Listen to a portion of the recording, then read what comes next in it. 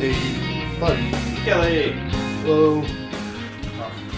What's going on? Happy Easter. Happy Easter indeed. There's a lot going on right now, right? Baseball just started a couple days ago. The new UFL just started yesterday. We were talking about the Houston Roughnecks are starting in like 5 minutes or something. Yes, this is accurate. Today is Easter. Both of us spent some time with family this weekend. Sure did. I had the pleasure of... so I've got a new nephew and new niece as of 4 years ago and 1 year ago. Not respectively because I flipped that. But relatively new little people, both of them belonging to my closest in age brother, Justin. And Aria's birthday was the 27th. Oliver's birthday was yesterday. It's convenient that it lands on a Saturday.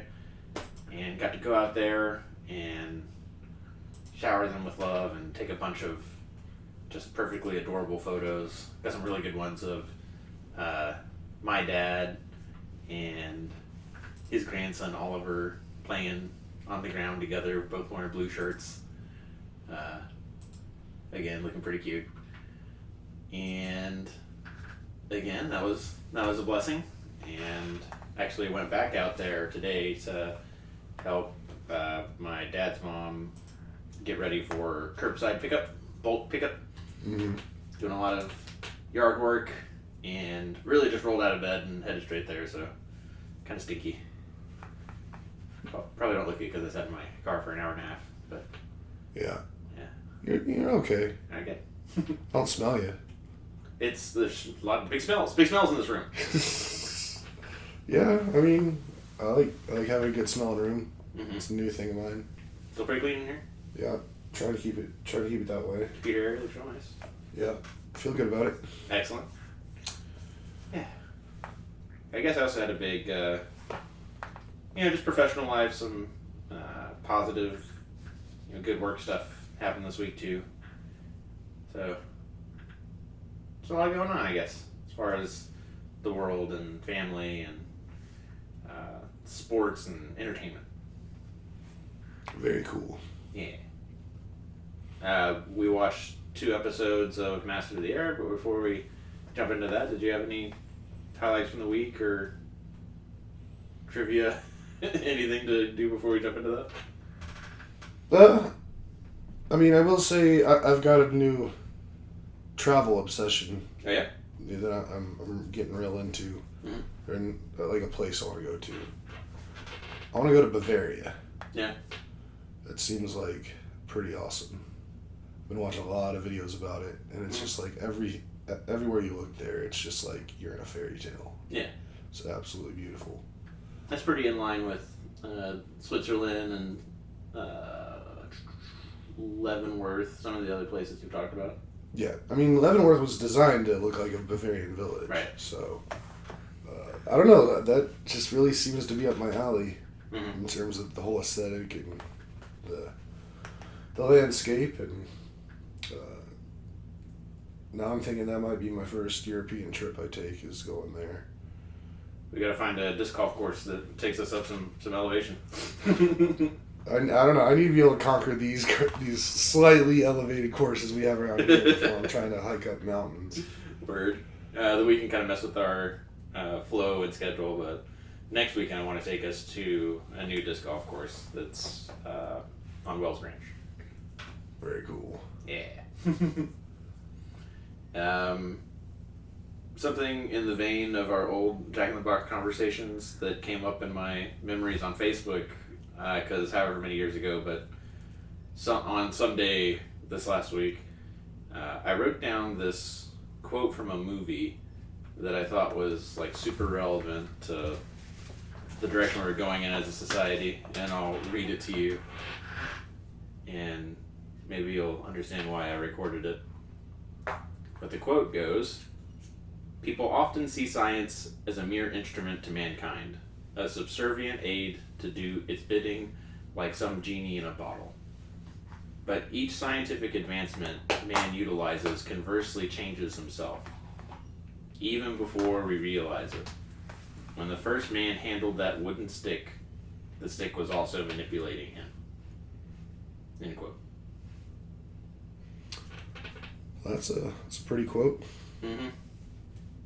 I think about it in terms of something we've talked about before, of we invent stuff well before we invent the morals to use stuff. Yeah. And how it's like a miracle we haven't nuked ourselves out of existence yet. And it's kind of to be expected that the internet is driving people insane. Yeah. And I don't know. It came up. I do my show notes, and it came up, I guess, Monday, Tuesday, early in the week, because it's the first thing I put in my show notes. But that's the kind of shit that I see and I write down.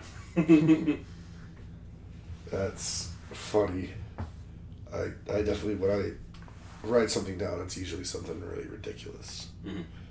Not so thought-provoking. I have a ridiculous and thought-provoking thing in here that I need to sharpen up. Okay.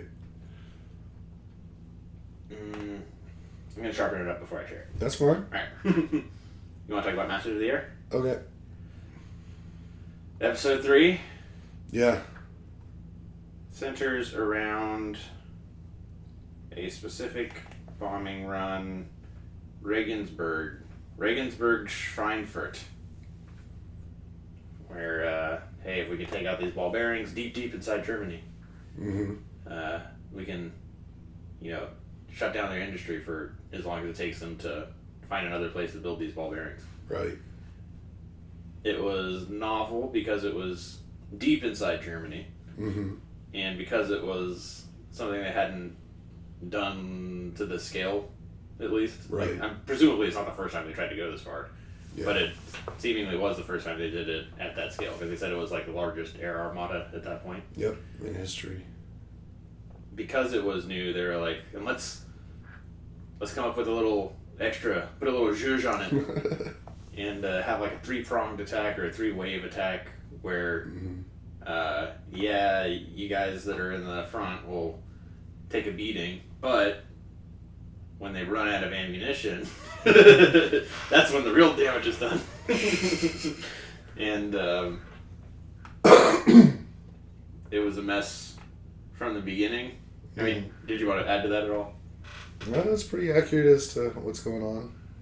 It's a mess from the beginning because they emphasize this like over and over again of like everybody has to be in the air at the same time,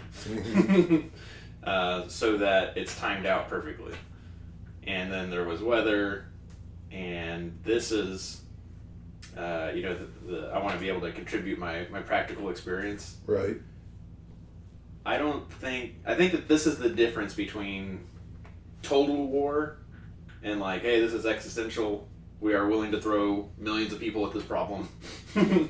And I think that they went ahead with it anyways, because they're like, we can learn just as much from a failed mission as we can if this thing went off exactly as we planned it. Right. Which is not something we would do today. Now we're like, 1% of the population is going to be committed to this. And it's like, there's only 100,000, like 500,000 at the max people in the theater, and that was like Obama's like plus up. But usually there's like 125 people in theater. I operated in a team of 12, and there were like 420 people in our, like at the border that we were like responsible for covering. Right.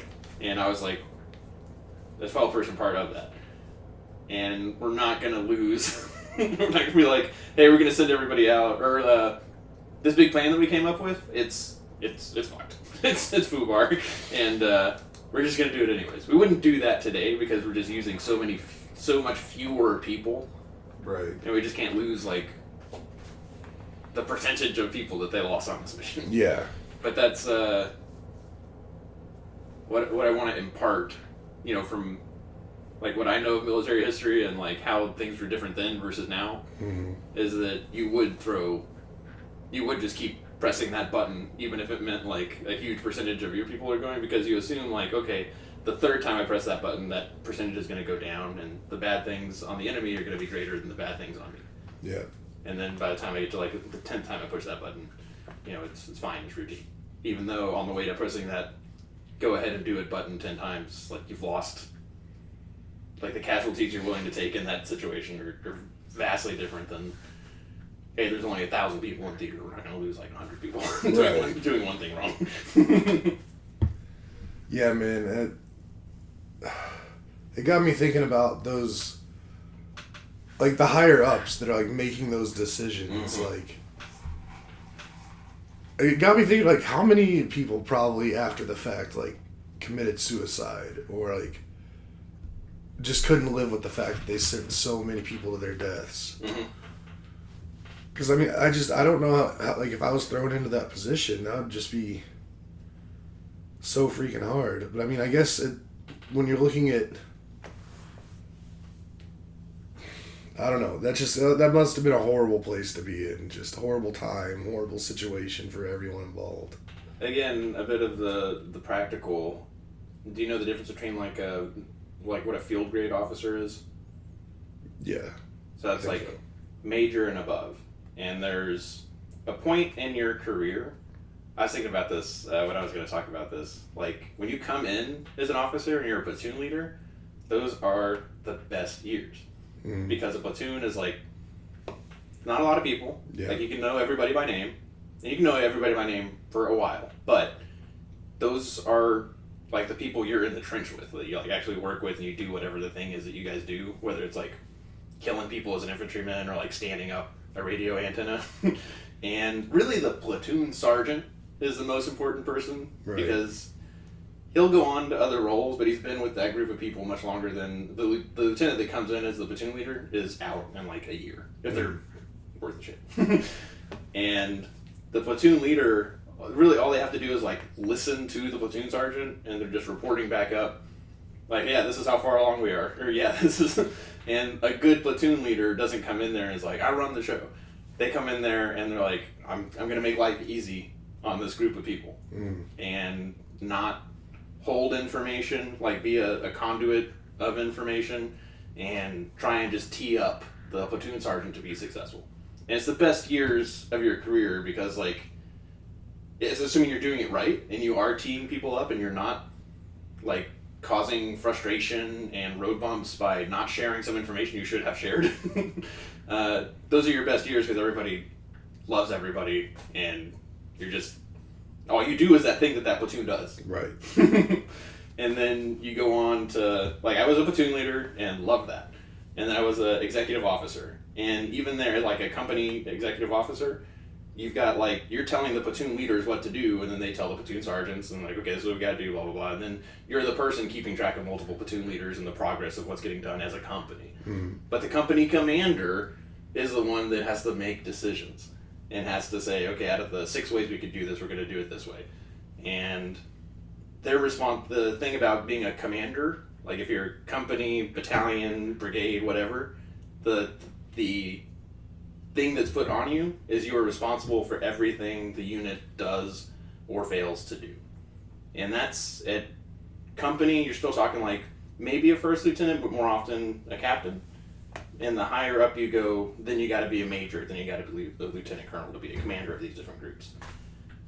And at the company level, you're still talking about like 150 people. You can still know everybody's name.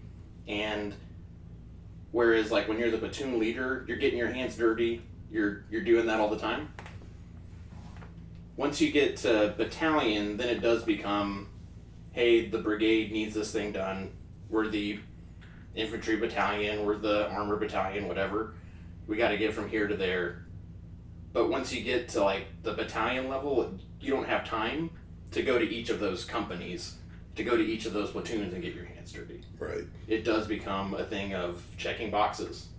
And at the battalion level, we need to see these 60 things done in this order.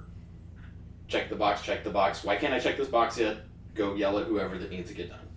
And you don't get your hands dirty doing it. You're yelling at the company commander, who's yelling at the XO, who's yelling at the PL.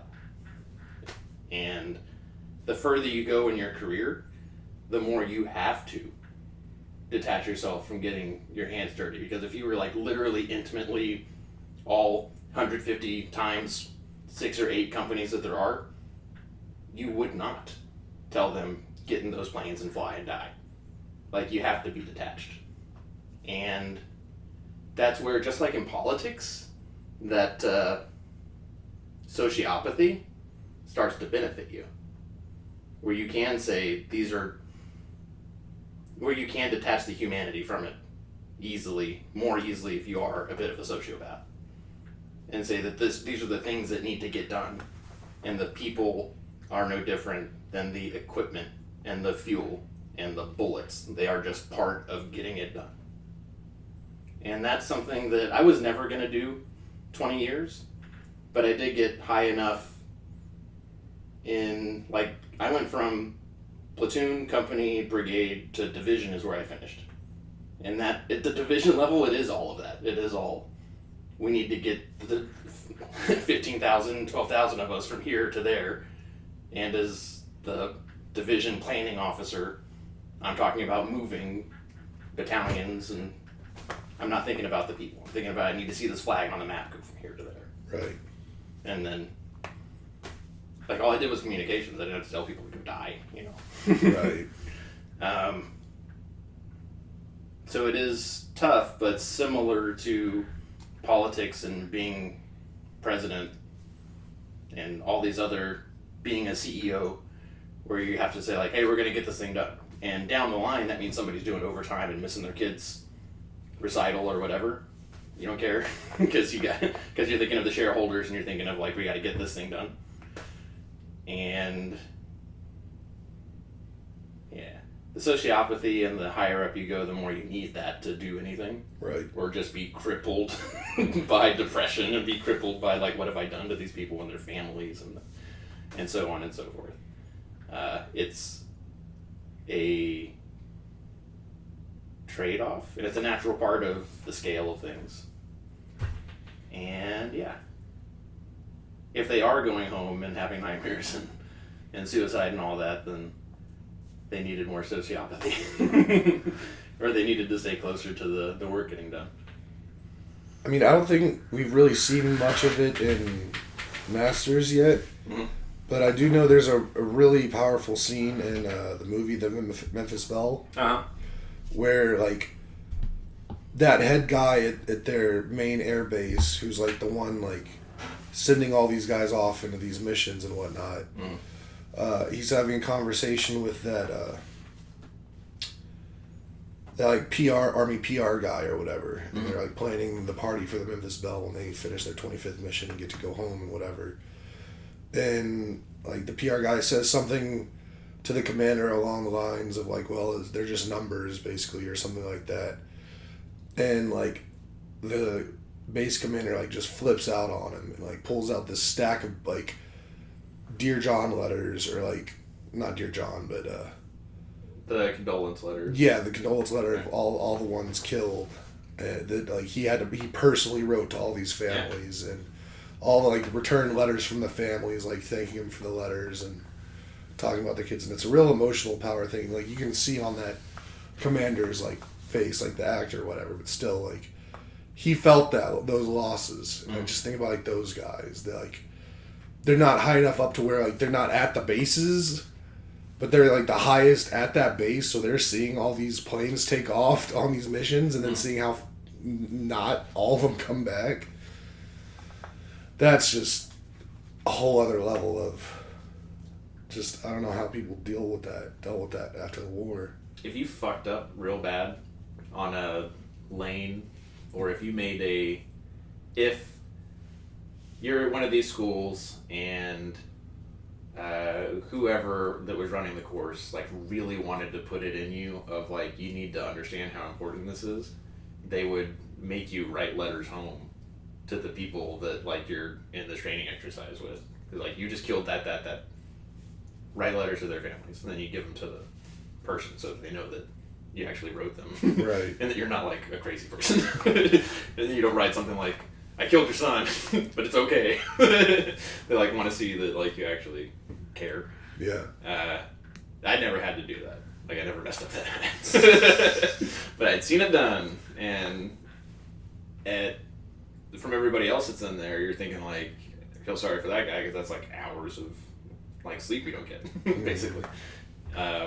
But for those people, I assume it was like a, can't ever do this again. Can't ever do what I did again. Yeah. So they do the mission, and in my notes, again, we talk about, like, what are the lessons of war to be taken away, but then, like, what's the ethical lesson, or what's the thing that's going to be taught in schools after this, or because of this. Mm-hmm. When they wanted to split up, or they wanted to call it off or break formation, and Buck was like, we're gonna sit here and take it. Like, we're keeping this thing together as long as we can. Mm-hmm. Do you want to say anything? Because I'm gonna talk for like 3 or 5 minutes. No, go for it. The big, like, lesson in war, like the Warfare 101, is that for the longest time, like back to ancient Greece, it was formation warfare of, like, hoplites, and you're in a line, shoulder to spear, and it's just 2 lines going at each other until somebody loses motivation, gets demoralized enough that they put their shield down and run. And when that happens, it messes up everybody else, and that's when the actual killing starts. Mm-hmm. Is when you retreat, and you got, like, a wall of spears coming at your backside, and something like that carries true, like, right up until today. Mm-hmm. Of when you had, like, Age of Empires, and, like, the British were at the top of what they did. They wore bright red coats, and they had big fucking bayonets because it was intimidating. Mm-hmm. And if you think that you're equal, but then not even from people, but, like, they're gonna put a bayonet in your face, and you don't have any more rounds, or your bayonet's not ready, or you don't think that you can go bayonet to bayonet with, like, people that are coming at you shoulder to shoulder in, like, a big red wall, you run, and that's when you lose. And that's the whole thing of, I don't know whose army or what line this comes from, but, like, bravery is just, like, standing there 5 seconds longer than the people who don't. Mm-hmm. And that's how you win, is, like, you just don't give up. And that's where Buck was doing that, of, like, we turn around, we stop covering the sector of fire that, like, we're supposed to be covering, and this whole thing, we all die. And if we have to, like, take it on the mouth, yeah. That's what we got to do to keep this thing together. And that is, like, the most important thing that a leader does, is just keep this thing together. And even when, like, Washington was famous for this, like in the American Revolution, where he was like, shit is dire. We could not take the main British force right now. But him as the leader, he's only writing that down and sending it to his, like, closest confidant. To everybody else, he wrote about this too, like, I'm forced to lie. But we have to do it to keep this thing together. Mm-hmm. And that's the most important thing that a leader does, is, like, show everybody else we're not turning and running, because then we will all go down. And love Buck for that. Yeah. And the lesson of that is, practical standpoint, keeping the sectors of fire, doing the whole, we talked about this last time, of, like, they're fighting a type of fight that depends on them acting as if they've done this for 1,000 hours, and they've done it, like, 20 hours. Right. And, at this point, they're a little bit further along, but probably not at 10,000 hours. Yeah. But then also from, like, a personal and, like, what is the lesson they'll teach in schools after this? It's a leader needs to project confidence in the belief that this thing can get done, that we can hold this together, and that in holding this together, we will win, because they will not hold together. Yeah, that's very true. And it's again, just wild, like, how they talk about that generation was the greatest generation ever. Like, just pulling people out of nowhere and putting them in those positions and them doing that. Couldn't do that these days. You couldn't just draft just regular people and expect them to do that stuff. At least I don't think so. I think we have the benefit of so many years history where, like, Band of Brothers was shown to me is like these things are possible, and this is like part of the American, military martial tradition.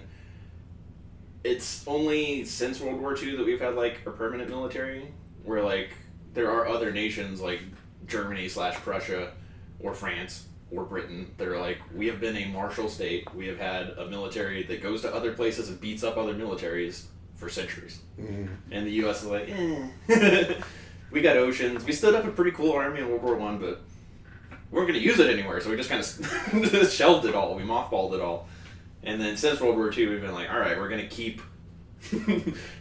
our military alive enough that we can send it places when necessary. And then like World War II, it got really good, and then we sent it to Korea, and it got a little bit sharper. And we've just been sharpening to this point where like we can do amazing and terrible things with like far fewer people. Yeah, and that's what I was going to say. I think just the advances in technology though today required not to be just throwing people at the situation. Mm-hmm. Like you throw the technology at it.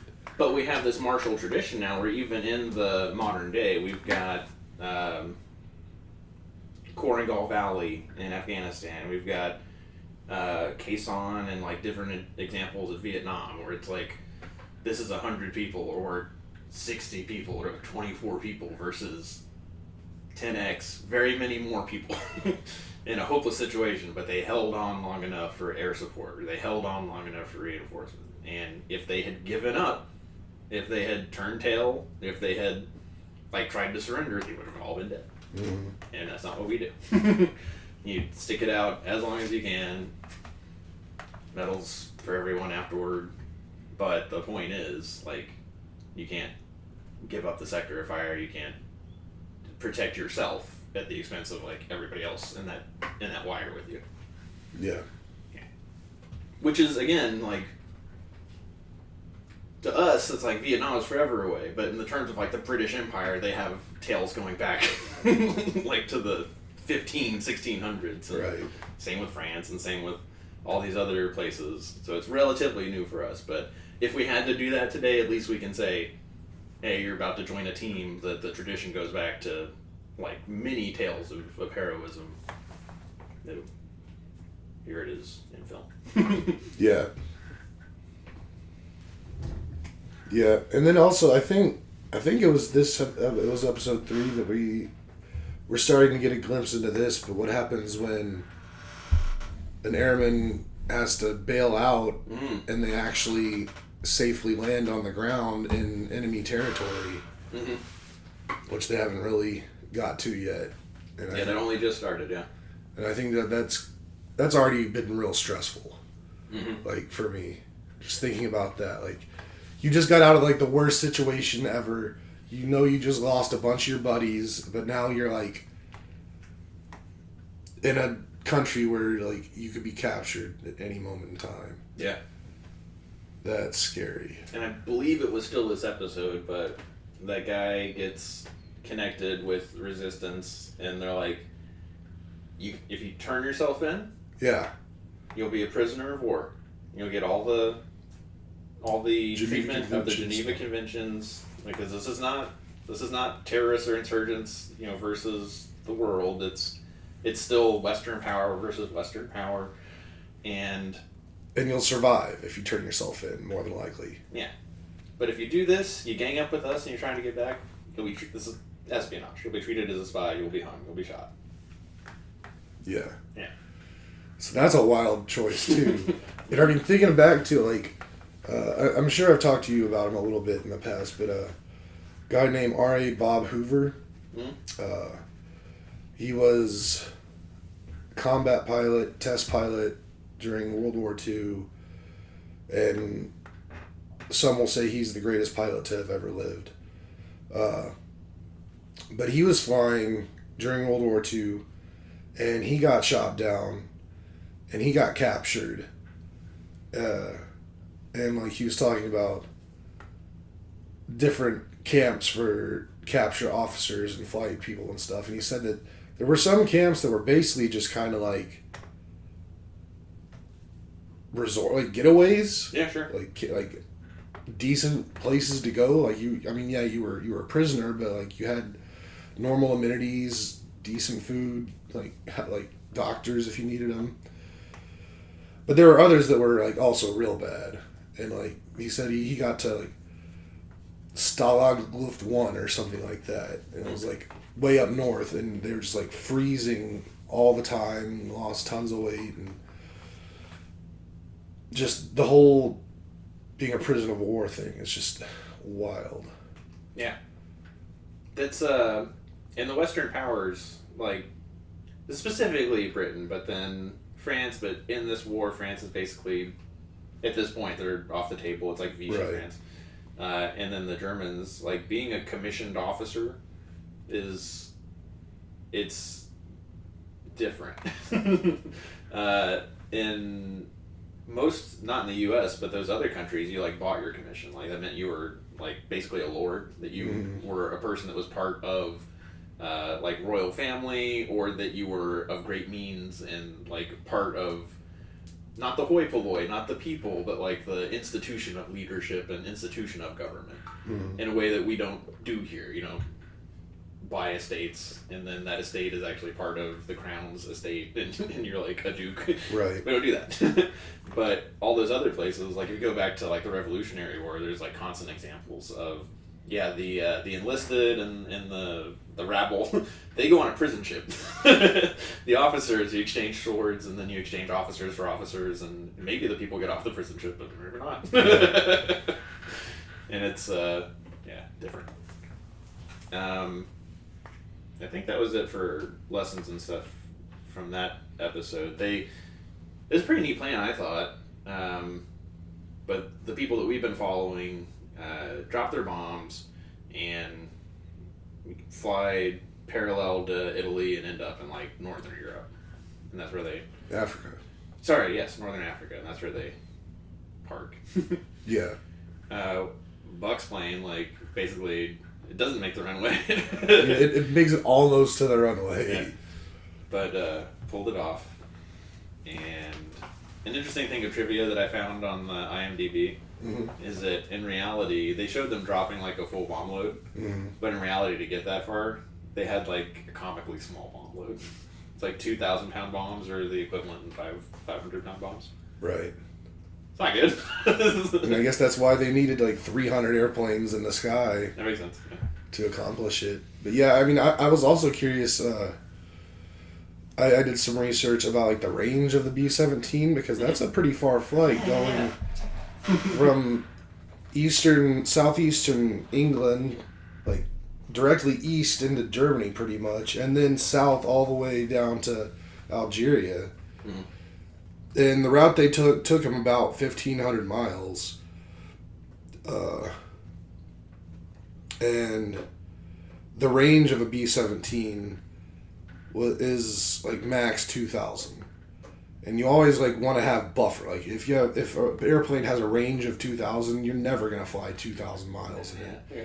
You're like probably 1,200 is about as far as you ever really would want to go with that, because depending on the mission setup or what you're flying, where you're flying, because you always need extra time to get out of situations. And I was also so that I guess this is all realistic, because they definitely would have had the range to make it there, but also those planes didn't fly all that fast. To go 1,500 miles, they were probably in the air for a good 8-9 hours. Which, they don't look like very comfortable airplanes to be in. Certainly not for that ball gunner.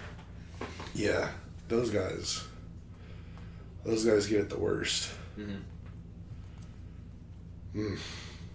We lost one of the sort of main characters. He's some big actor now. I don't know if he was considered a big actor when this went down, but I don't know his name.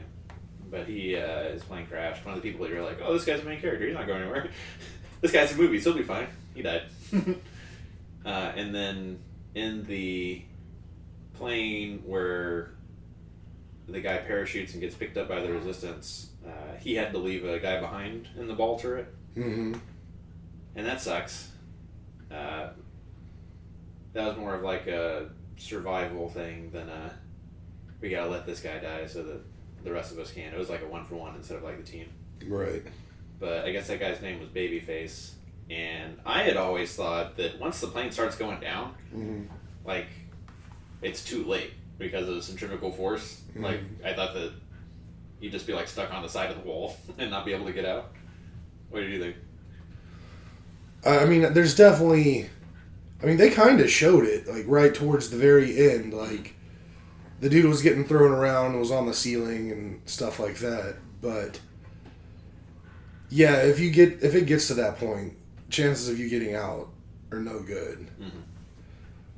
But, yeah, also just I was thinking about how just tricky it probably is to just jump out of, like, that kind of airplane, since they're not, like, designed for skydiving purposes. Mm-hmm. Like, they are making it seem real easy to get out. When they're like, how many chutes? It's like, you should be lucky there's any. Right. And they're always like, all 10. They're fine. And then there were some scenes where, like, the planes that they knew they were going to have to bail, like, they just had to drop their ordnance over wherever they were just to clear way in the bomb bay to open the doors to let the guys jump out. Mm-hmm. And that seemed like, oh, you didn't bomb an innocent family down there. Oh, yeah, yeah. In the first episode, they didn't want to do that. They were like, we'll drop these in the channel. Yeah. Yeah. Instead of just like, well, it's some part of the bad guy's territory. Yeah. But then also, that's just a whole other thing, because it's like, yeah, it's part of the bad people territory, but there's so many people in those territories that aren't bad people. Right. And that really got me with one of those, again, I watched both these episodes this morning, so they kind of blend together, but that one shot of, like, in Paris, and, like, there's all the swastikas and, like, Nazi German shit just on all the buildings and everything. Mm-hmm. That was real wild for me. Like, I know that they're occupied, but just, like, seeing it like that, it's like, man, I'm glad we won. You mean, when was that? When the guy gets picked up by the resistance? Maybe. Okay. Oh. It's the end of the second episode. Yeah, now that they're on a train. And Yeah. Okay. Yeah. So I was like, Paris. But okay, cool, yeah. Talk about the second episode? Yeah. Oh, I guess just the last thing. In this episode, there was a, just when, like, the shit's hitting the fan and, like, planes are falling out of the sky and bad guy planes are flying everywhere, they do, like, a nice pan, slow motion pan of what that looks like with all the tracers going through the sky and planes falling out of the sky. That's pretty epic. Again, another one of those situations where, like, even if those guys survive, like, what's their life going to be like with that seared into their heads? Mm-hmm. Episode, so it's starting to get dark. Yeah. We're losing people. Episode 4, Bucky, the one that was the flight boss, and then he was like, I prefer to be a pilot. He's been struggling with, like, alcoholism and stuff this whole time. And I forget what triggered it, but they were like, hey, dude, you're going on pass. You need a little time to figure your head. Oh, it was the way that he was talking to those new guys that just came in, and, like, the reality of, like, the guys were like, yeah, we just want to learn from you, want to do real good, want to be part of the war. The stats, yeah. And he was like, just get past the 11th mission. Yeah. And they're like, what happens then? It's like, well, you beat the average. And, like, that's like, wow. You don't get to go home until you get to 25, but the average mission someone flies is 11. Mm-hmm. Like, ugh. Yeah, so some crew finally made it to 25, and they had a little party, and one of the noobs was like, should we be worried that they're having a party because, like, they made it to 25? Like, is there not a lot of people making it to 25? Like, well, this is the first. It'll probably be warm, probably. But out of the original 35 that went from Greenland. Yeah, I wrote that stat down. Do you remember? 12 out of the 35 12. made it. Yeah, there's 12 left to try and get to 25 missions. Right. Yeah. And so at the same party, I forget the name of the guy who's in charge of all of them. In the first episode, there was a guy that had like an ulcer or something, was throwing up blood. Yeah. And he got replaced with this new guy that smokes cigars. And I guess a psychologist or something is trying to like help. And this guy's like, did cavemen go for head shrinking? And it was like, oh man, we're not cavemen. Come on.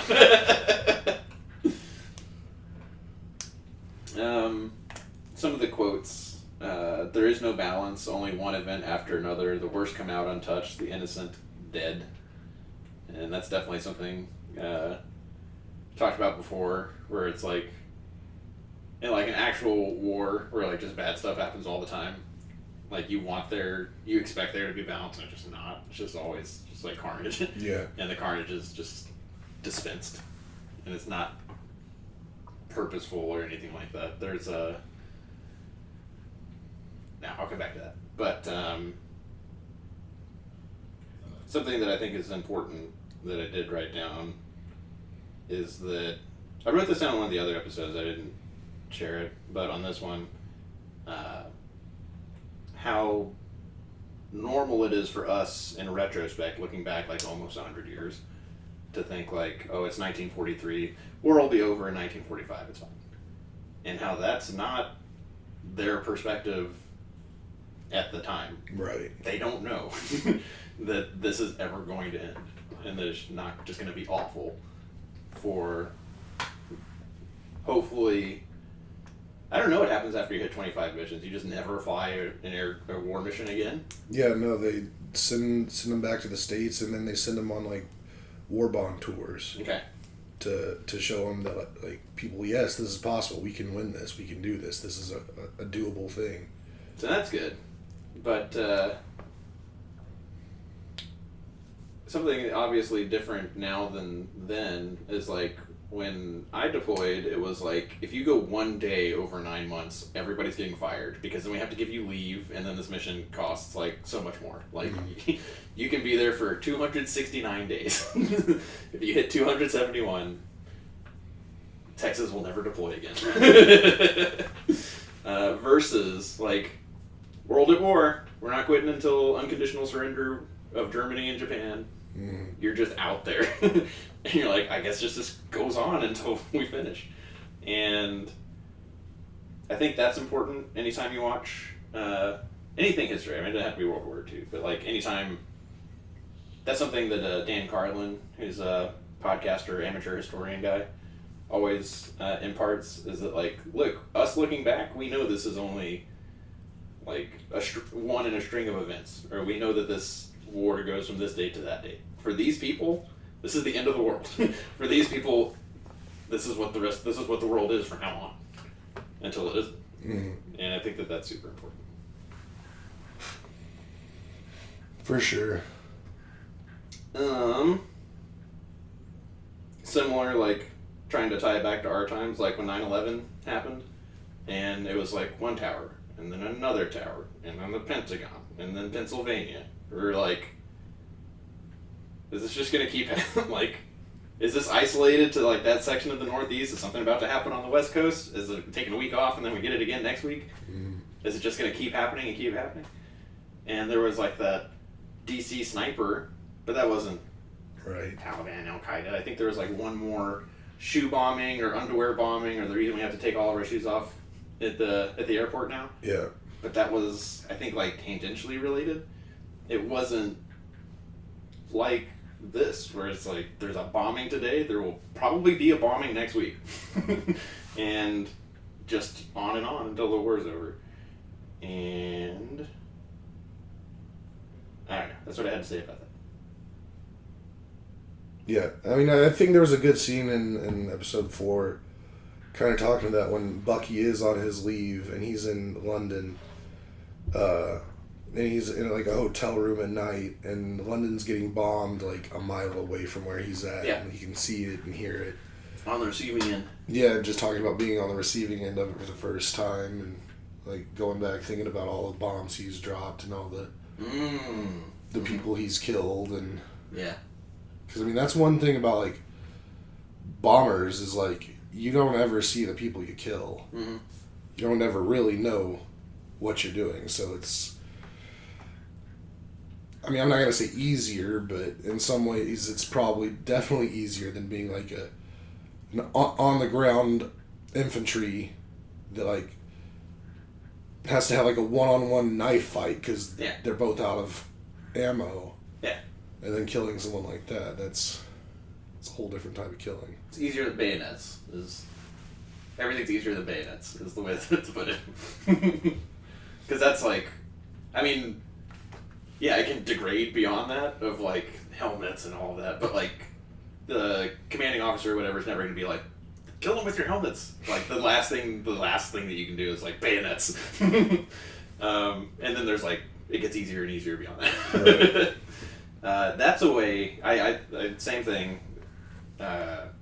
line of thought, way that people need to think about war and a nation committing war on other nations or other people is that outside of our borders, we are all one thing to the people that we're doing war to. Inside the borders, we say, oh, I didn't vote for that, or I didn't want that, or I wanted fewer taxes, but I didn't necessarily agree with this, that, or the other. To the people those bombs land on, don't give a shit. And we are all connected in the sense that Bucky flies the plane, but there's a person sitting next to him guiding the plane, and there's a person in the back that actually like drops the bombs, and there's another person doing the navigating. You wouldn't say that the person that drops the bombs is responsible for killing all those people in the same way that like I look at you 300 meters away and shoot you, like I'm directly responsible for shooting you. The guy that presses the button, you would probably say everybody on the plane is responsible. But in each of those situations, like if I bayonet you or shoot you or drop bombs on you, there's a whole chain of logistics. And in that bombing situation, it's easy to picture like, oh, it's not just one person, there's the other 9 people in the plane. But the truth is, the plane doesn't just fucking get in the air. Somebody put fuel in it. Somebody drove the person who put fuel in it. Somebody paid to do that. Somebody raised taxes, and we all paid taxes to do that. And all of that is ostensibly done in the name of defending all of us. And whether or not I press the button, bayonet you, shoot you, all to the people that are getting shot and bayoneted and bombed, it's all the fucking flag. And I really think people need to think about that.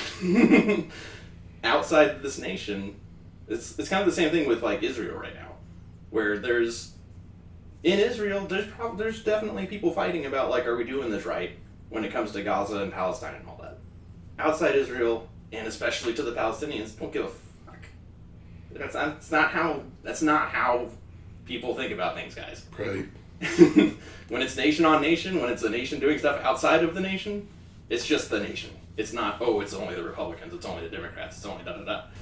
And it's not just the guy that pulled the trigger. Like whenever, that's like the whole thing with terrorism and war generally, is that when you drop these bombs, they're not just mad at the person in the plane. They're mad at the whole nation.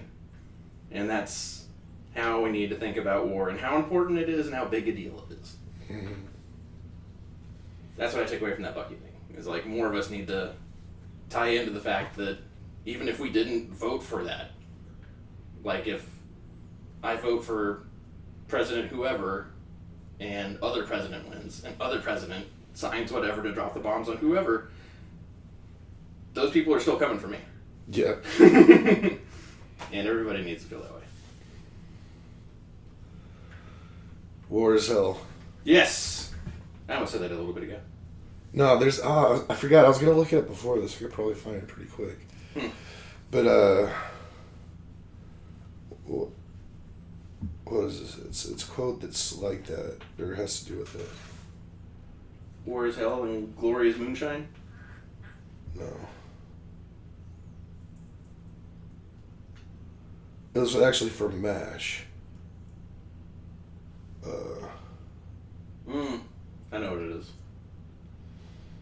Hell's full of people who deserve to be there. Yeah, war isn't hell. War is war and hell is hell. And of the two of them, war is a lot worse. And then it's a back and forth between Hawkeye and Father Mulcahy. Father Mulcahy is, how do you figure that, Hawkeye? And Hawkeye's like, easy, Father. Tell me, who goes to hell? And then Father says, sinners, I believe. Hawkeye goes, exactly. There are no innocent bystanders in hell. But war is chock full of them. Little kids, cripples, and old ladies. In fact, except for a few of the brass, almost everybody involved is an innocent bystander. Yeah. So yeah, war is worse than hell. Death and destruction doled out almost entirely indiscriminately. Mm-hmm. Yeah. I hope we never have to have another world war. Well, same, but with these global war on terror things, and with, Israel is taking all the heat right now, because they got, in terms of proportion, they got mega attacked. They got super attacked on October 7th, and now they're going after the bad guys. And to kill, one bad guy often involves, killing several civilians. Yeah. Because of how compact it is, because of how Israel does what they do. And again, from those Palestinians' perspectives, they're not going to just blame Benjamin Netanyahu. They're not going to just blame Likud and the conservatives. They're going to blame all of Israel and everybody who supports Israel. And that's how warfare happens at this level of nation states. Yep. And yeah. Similar, so the bombing on London, the next day, Bucky goes out on the streets and sees a newspaper and sees that a bunch of bombers were lost. Mm-hmm. While he's on his way to do that, or right after, there's the mom screaming in the streets because they found child's body in the rubble. Yeah. Again, U.S., except for that one 9/11 example, it's totally foreign to us. And for most of European history, when there's war, it's in your streets. It's on top of you. Mm-hmm. And that's not what we're used to at all. Gets the news, calls, and Red is the one that picks up. Mm-hmm. And he's one that if you look at episode 1 and you look at this episode, they're doing a good job of showing him getting worn down. Yeah. But I loved how they showed, just calling to check on the baseball game. I heard it was a tough game last night. Mm-hmm. Something like that. That's something that still happens today. You can call home anytime. There's certain situations where they'll lock down communications on a forward operating base or wherever you are. But most of the time you can call home. But there's such a thing as operational security, OPSEC, where you don't know who's listening, especially just random payphones in World War II England. You have to kind of talk in that coded language. But that felt so genuine when he was what about this, what about that, and talking about it all in baseball terms. Yeah. And then he gets to ask about Buck, and the response is he went down swinging, John. That's tough. Yeah. Yeah. Yeah, that whole scene they should win an award for just that little back and forth. For sure. With the baseball talk. Because then he's all is there a game tomorrow? Mm-hmm. Yes. Tell coach I'm on the way. I'm going to be in the lineup. And I want to pitch. And I was like, oh my gosh, what a way to end the episode. Slams the phone. That's great. Yeah. But another thing interesting about all that to me was the fact that they didn't show any of the mission of Buck and all those other guys going down. Which I think is very powerful. It's a very powerful message. Because it's people die every day. Buck wasn't special. Even though he was the main character of the show, that's not what main characters, heroes didn't win. It was war. Exactly. And everybody can get it at any time. So that was what? Buck's gone? We didn't even get to say goodbye to him? Right. He was there and now he's not? Right. I was like, man, that's good writing. I 100% agree that was very intentional and very powerful. For exactly what you said. Yeah.